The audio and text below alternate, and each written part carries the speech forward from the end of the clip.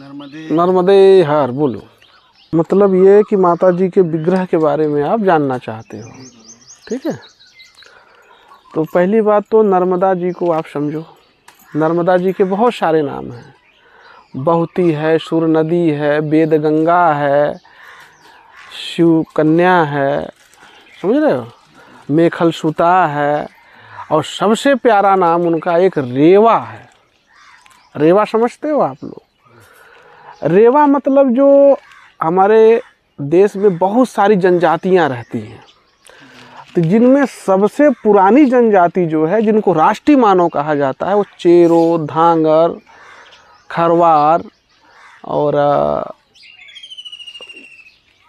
गौड़, ये सब पुराने माने जाते हैं इस क्षेत्र के। मतलब पुराने मतलब बासिंदा माने जाते हैं, और इनको गवर्नमेंट ने भी राष्ट्रीय मानव की उपाधि दी है। तो जो रेवा शब्द है, ये चेरो यानी धांगर जाति, जो धांगर समाज के जो लोग हैं, आदिवासी टाइप के लोग हैं, उनका ये गाँवटी शब्द है रेवा। रेवा जो है वो गाँवटी शब्द है, तो देहाती भाषा। तो रेवा को मतलब वो कन्या को बोलते हैं, मतलब छोटी जो बच्ची होती है ना, कन्या, उनको बोलते हैं रेवा। तो रेवा बहुत उनमें प्यारा नाम है मतलब उनका।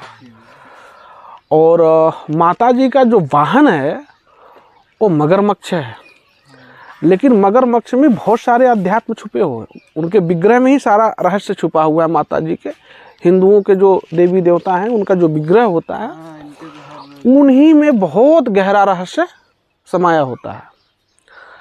तो आप तोदीह पाद पंकजम नमामि देवी नमर्मदे।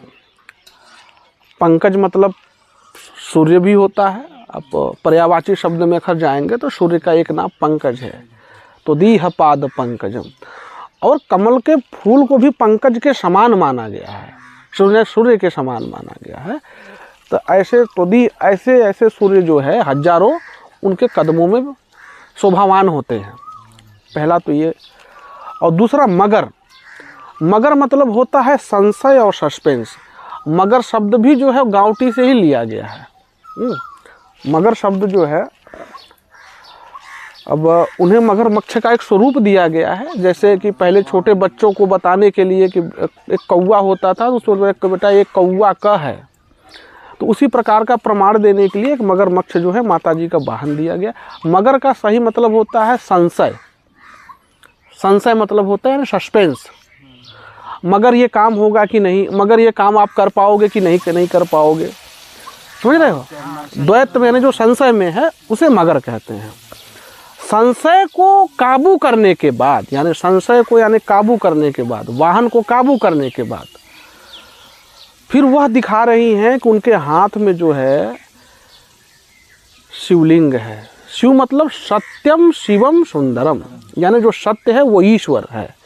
और उस परम सत्य यानी उस ईश्वर, उस आत्मा को जानने के बाद ही दूसरे हाथ में माता जी का अमृत कलश है, ये जो जल स्वरूप है।